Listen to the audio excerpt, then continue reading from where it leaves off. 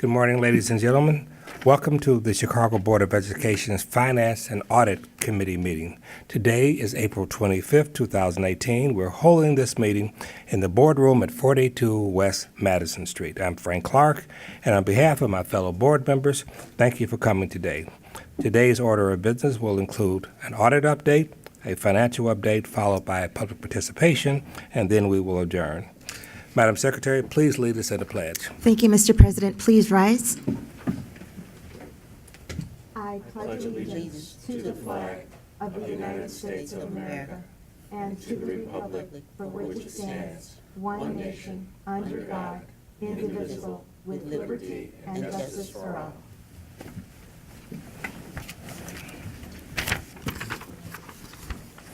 Madam Secretary, please state for the record the notice procedure for this meeting. Thank you, Mr. President. Notice of this meeting was posted on Monday, April 23rd, 2018, at least 48 hours before this meeting at the boardroom, Principal Office, 42 West Madison Lobby, and on cpsboe.org. Thank you. Thank you very much. The Finance and Audit Committee meeting of Wednesday, April 25th, 2018 is hereby called to order. Madam Secretary, please read the roll. Thank you, Mr. President. Member Furlong? Present. Vice President Guzman? Present. Member Dr. Hines? Present. And President Clark? Present. 4 members present. We have a quorum, and I would also like to recognize Dr. Janice Jackson, our Chief Executive Officer, and Joseph Moriarty, our General Counsel. Thank you. Thank you very much. I believe we're going to lead with the Audit Committee, the audit presentation. That is correct, Mr. President. Ms. Gentile?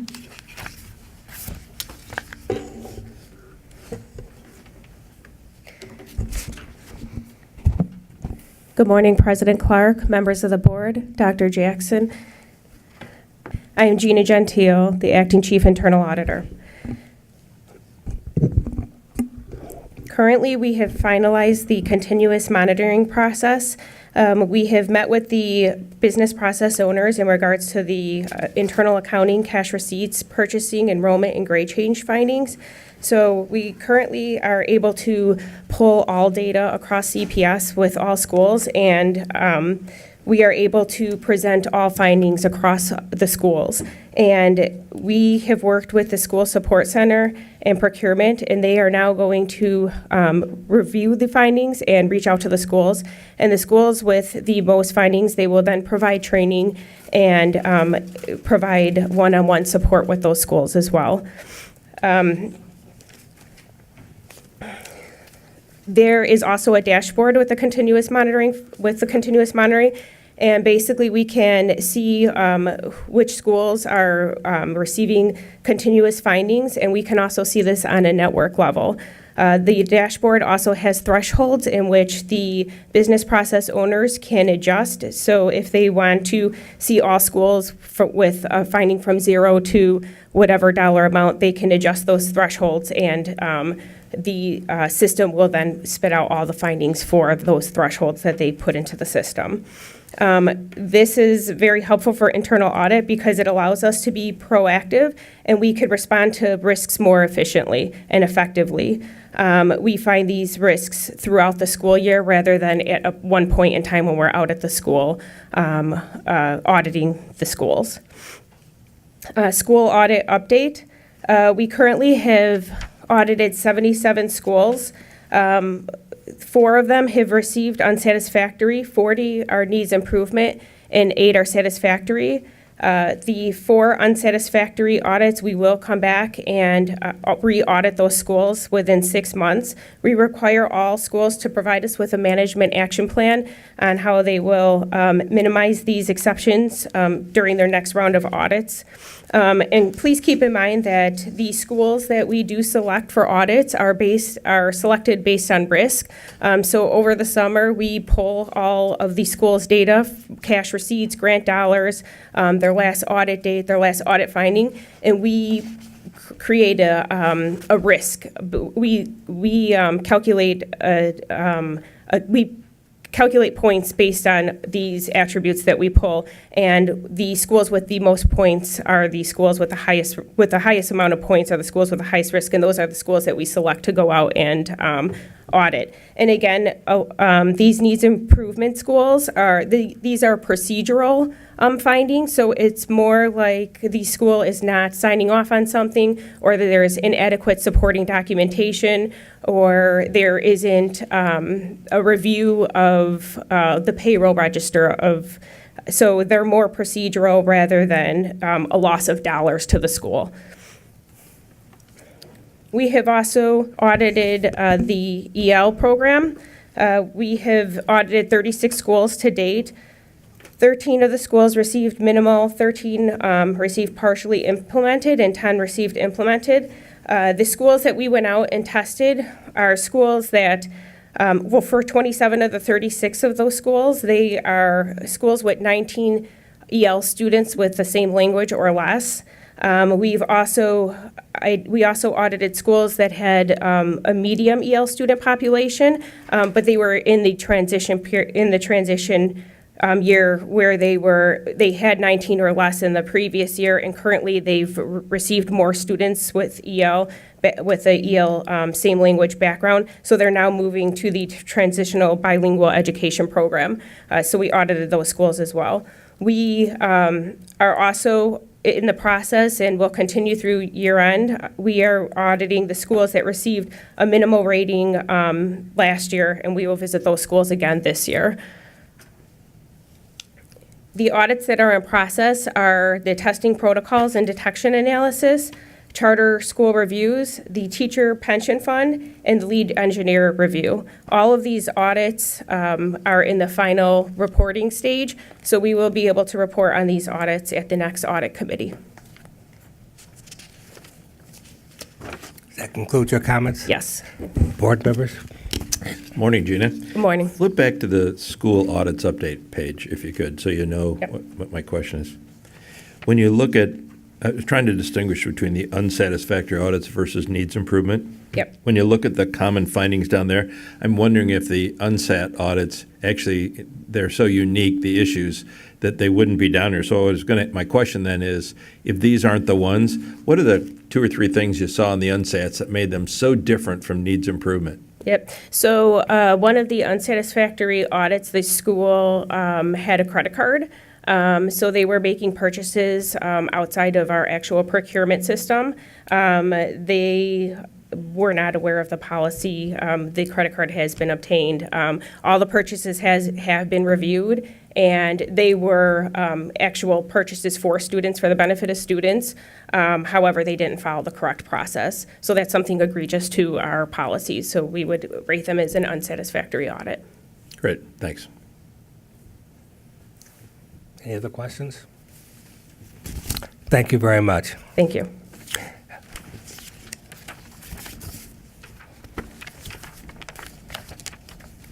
Finance?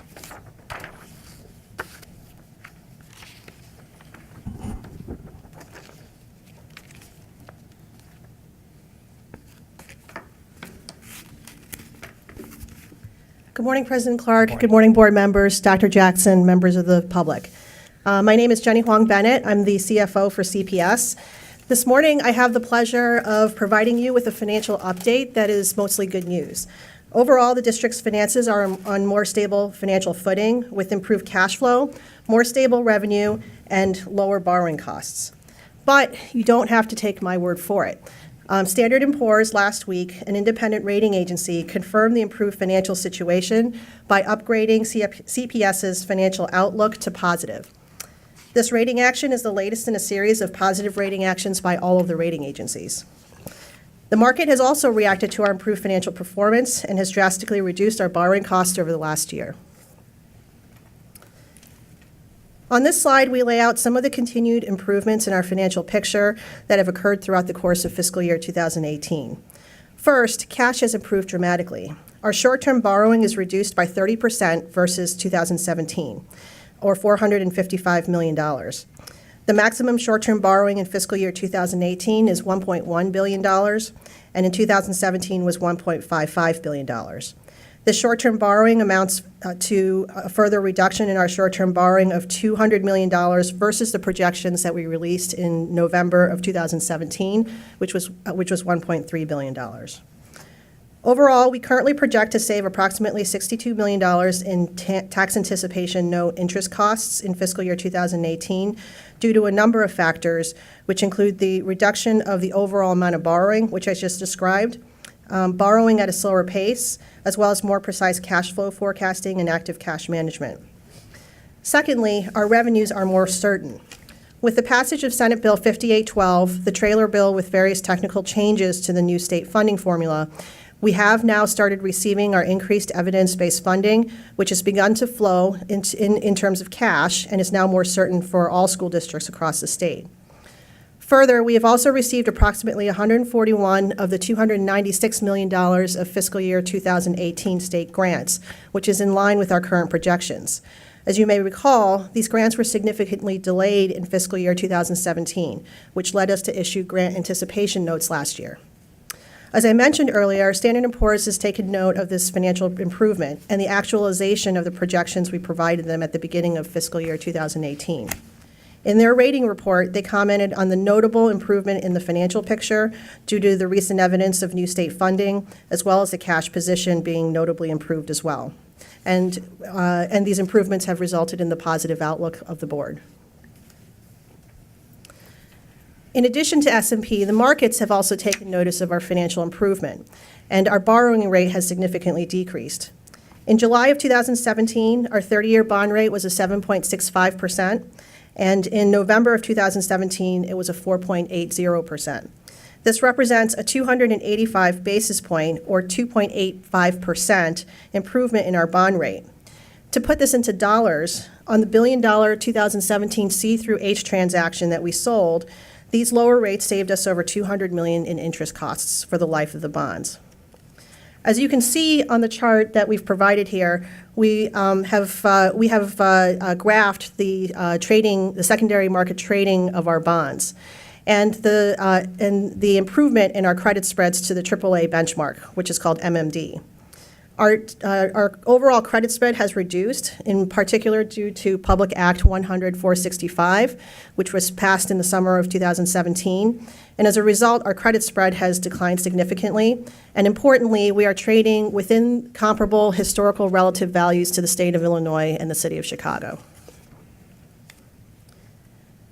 As a result of these lower borrowing costs, we are contemplating a refunding transaction, as you know. This refinancing would generate savings by replacing outstanding debt of the board at higher interest rates with new lower interest rates. The interest rates would be, of the current debt is somewhere between a 4.5% to a 7.5%. We would expect the new debt to be somewhere between a 4% to 5%. And the new debt service on the bonds will be lower in every year as compared to the old debt service on the bonds. Importantly, what that means is that the operating fund will see savings in all years, and in no year will debt service increase. The actual savings that we realize at the time of the bond sale will be determined based on market conditions. I don't suppose you can predict a range of what you might expect to see, because these will be incremental to the $200 million savings over the life of the bonds as you just discussed. Right. We have some internal projections. We are in the process of going out to market with a public document, but we do expect to have some savings which we've been internally planning for. On the next page, we provide an update on our investment portfolio. The board currently invests a $2.2 billion investment portfolio. The overall portfolio has a one-year duration, and we are generating approximately 1.9% yield on that portfolio. That performance is comparable to our other governmental sister agencies. And as you'll see in the chart here, the portfolio is broken down into the operating fund, which is fairly short in duration, the capital fund, and the debt service fund, which are a bit longer due to the length of capital projects and the time it takes to pay debt service. Importantly, for fiscal year 2018, we do expect to generate $4 million more in operating fund investment earnings than previously budgeted, which means more dollars for the classroom. And as a matter of practice, in terms of our purchases, we have at this point purchased 100% of our securities with minority brokers, approximately 56% with African American brokers and 44% with Hispanic brokers. And that concludes my financial update. Questions? Questions? It must feel really wonderful to stand before the board and not be wringing your hands wondering how we're going to pay our bills. Yes, it is. We still wring our hands, but a lot less than before. Thank you. Well done. Thank you. And our next presenter, Melinda Gildart, please. Good morning, President Clark, members of the board, Dr. Jackson. My name is Melinda Gildart. I'm controller for CPS. And I'll be giving us an asset management briefing this morning. In October of 2017, the board passed 2 new asset and inventory management policies. The first one includes how we account for our long-term fixed assets, such as our buildings, which are valued over $25,000, and then the actual inventory at the schools, which are items between $500 in value and $25,000. So beginning in fiscal year 2017, the district embarked on a district-wide asset inventory of those assets valued over $500. These are the ones that are required by federal and state guidelines for us to manage and to account for on our financial statements, in addition to our long-term fixed assets. The vendor chosen has completed almost 88% of the assets for the schools. We've trained 96% of our staff, but overall, the contract was valued at just under $9 million. We've expended about $4 million of that, and primarily that was the upfront software implementation costs, purchases of the licenses, but it also includes some of the actual inventory costs for the people to go out and count the assets. In addition to, we are still integrating some of the old data from the previous systems. We had several systems where data was maintained from the IT side. At the schools, we had Oracle module where some data was also housed. But then as we were going out to the schools, we saw Excel spreadsheets and paper files and basically anything you can imagine where they were accounting for their assets. And now with the new policies, it's mandated that that data is to be kept in the new asset management software. In addition to the previous annual requirement for the schools to undergo an inventory, now it's required that they account for them in this software, and they have a full year to do that. Also under the contract, the minority goals are 30 and 7. Again, we've trained 96% of the staff. We have ongoing communications with staff via email, via webinars. We have live trainings on the asset management systems. We've only clocked about 53 support calls through the School Support Center for additional information because we have dedicated staff that are helping the schools through the transition. The central office and satellite locations such as Bridgeport and Coleman and Garfield Park, they will be inventoried, in the CPS warehouse, they will be inventoried in the month of May. So the first piece of the asset and inventory management project, again, we've inventoried 451 of the 514 locations listed. We've counted just under 500,000 assets that are valued over $500. At a total value of $107 million. So again, these are not the buildings and the longer-term assets. These are just the assets at the school, laptops, tablets, things like that, that are kept at the school level, that are valued over $500 but less than $25,000. We have 19 schools remaining, and we have training set up throughout the end of to the end of April to get the rest of the schools trained. And again, central office inventory will be conducted starting May 7th. We're going to start at some of the satellite locations. This building will be inventory for the first time since we've moved here, starting May 14th, 15th, with a makeup day on May 16th.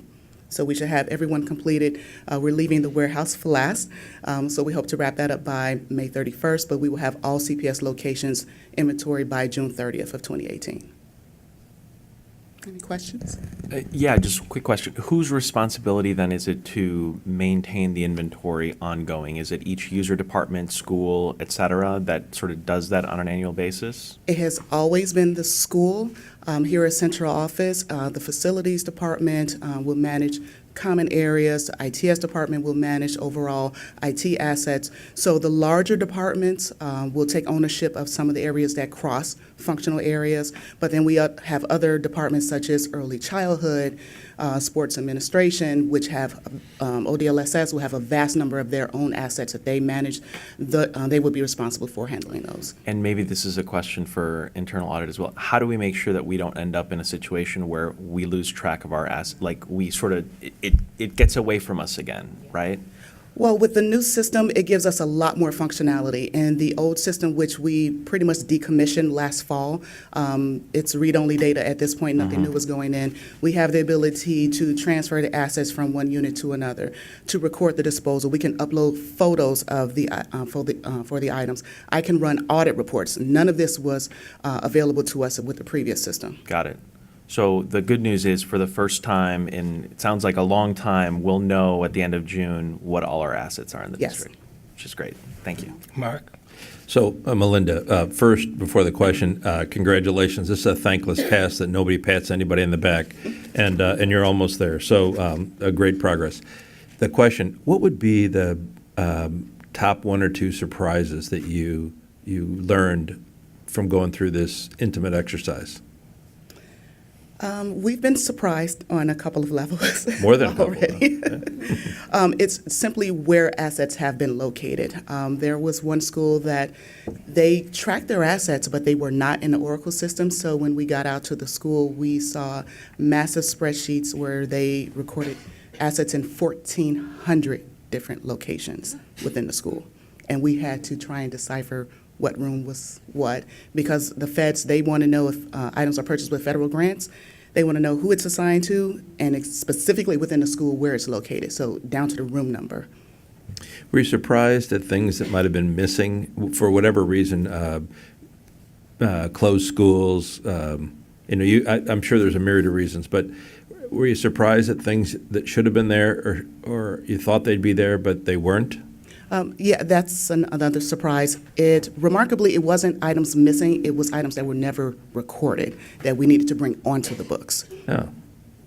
That kind of diffuses the argument, like at different times we've seen information where it looked like when we closed schools, we didn't know where things were. So these were, equipment was moved to another school or, okay, so yeah, that kind of changes that previous discussion. Yes, and it's not to take away from some of the issues in the past where, yes, items were not properly accounted for, but for the most part, because it was not mandated district-wide exactly where to house this data and how to count for it, every year we are literally picking up things that we didn't even know we had.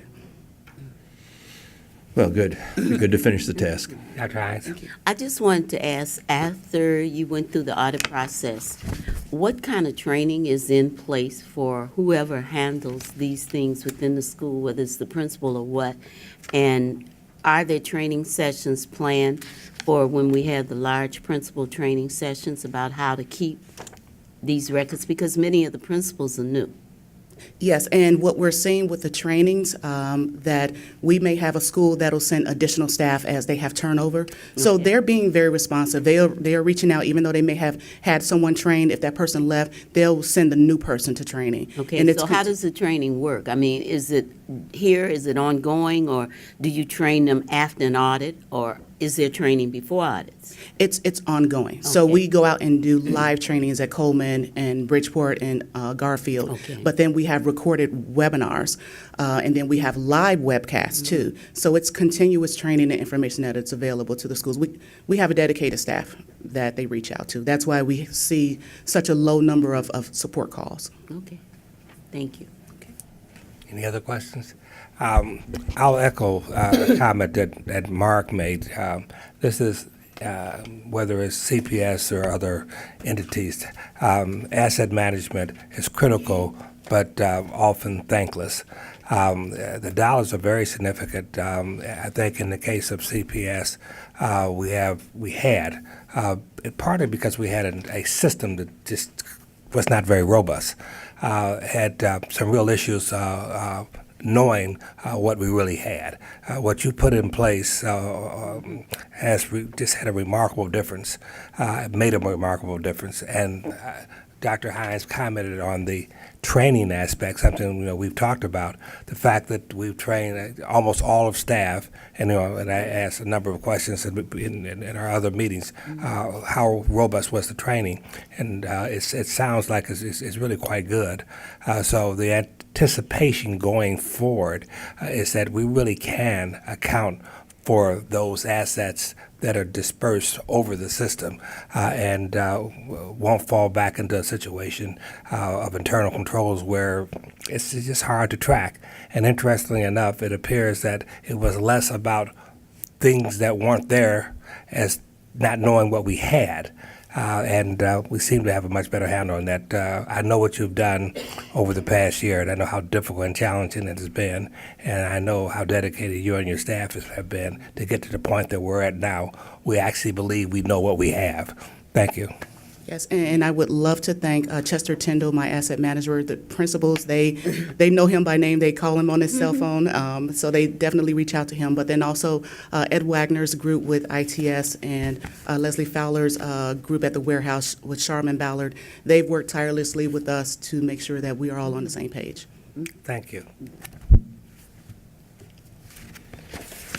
I believe that concludes the presentations. Now let's proceed with today's public comment segment. Madam Secretary, please share the rules for public comment. Thank you, Mr. President. For the record, I would like to note that registration for the Finance and Audit Committee meeting was held between the hours of 8 a.m. and 8:30 a.m. this morning. Individuals who registered to speak will have the 2 minutes to comment, and I will call the speakers in order of registration. This hearing will conclude after the last person who has signed in to speak has spoken, or 10 a.m., whichever occurs first. When called, please state your name. And Mr. President, I will start by calling the first speaker, and we only have one registered speaker. Ms. Nancy Brandt, please.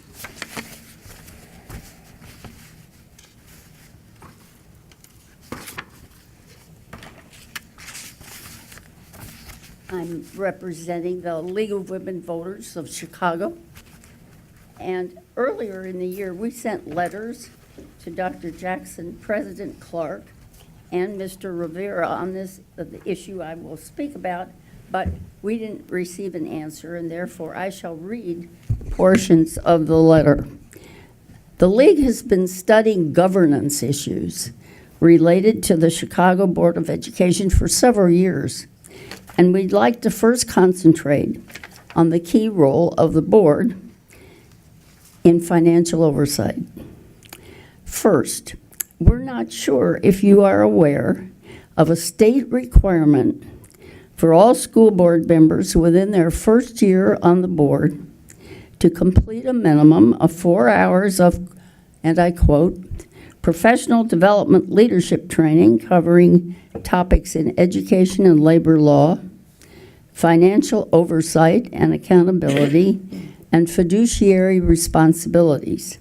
Further, the school district shall maintain on its internet website the names of all voting members of the board who have successfully completed the training.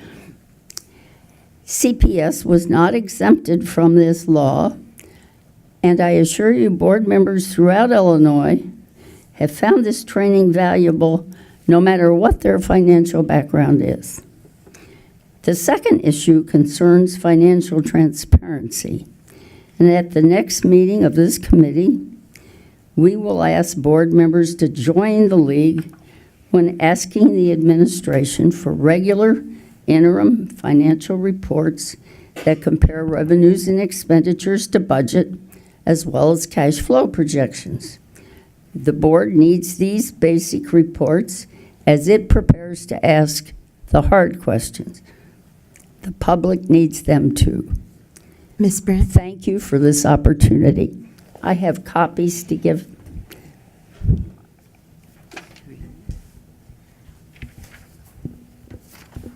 Questions, board members? Thank you very much. Welcome. Thank you, Mr. President. That concludes the public comment segment.